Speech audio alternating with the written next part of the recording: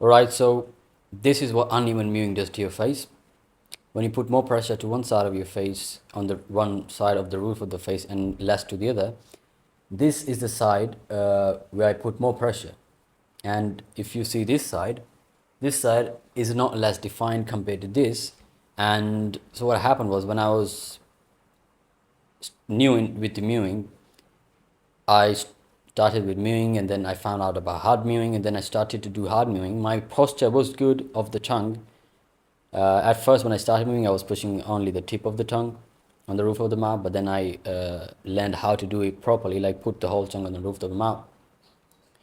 But as I started to do hard mewing, put more pressure on the right side accidentally. Now, if you are already if your face is already, one side of the face is already more wider than compared to the other, put more pressure to the side which is less defined. Now this side is a little less defined. Now a year ago it was less defined than it is now, and what I've been doing is that I've been putting more pressure on this side, right? And when I've been putting more pressure on this side, it's becoming a little more developed. So just try to not put more pressure on one side, especially in the beginning. You're actually more likely to do it, because most of the time you actually won't know if you're putting, if you are putting the whole chunk on the roof of the mouth. And also, like, a lot of times your posture, like the pressure, like you might put one side more pressure and to the other side less pressure. So, and especially if you're a beginner with mewing, do not do hard mewing. If you really are sure that you're putting fully equal pressure on all sides on the roof of the mouth, then you can do hard mewing. It works. It does give you fast results, but you have to be careful with it. Right. So one other thing which I actually forgot to talk about is just not about how your face looks. Like one side will look better, the other side will not look better. It's like, for me, it's that I don't really care about that much if one side looks better or the other doesn't, and the other doesn't.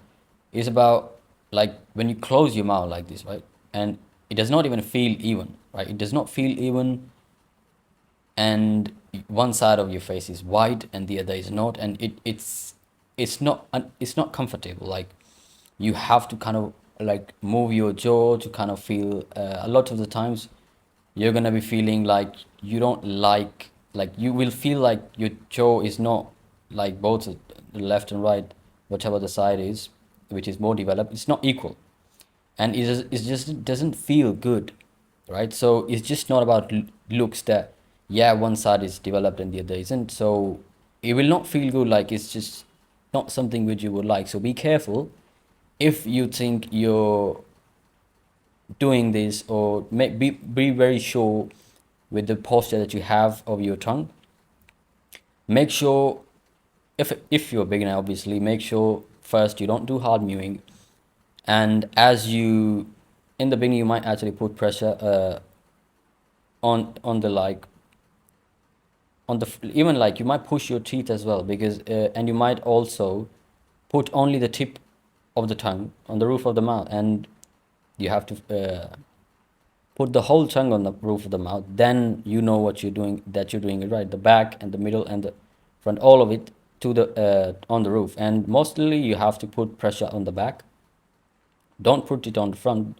You're gonna push your teeth out, and yeah, just be very careful with it, and make sure you don't put more pressure to one side, less to the other. And how do you do that? Don't hurry when you're starting out with it, and especially don't do hard mewing if you're not sure if you're putting even pressure on all sides on the roof of the mouth.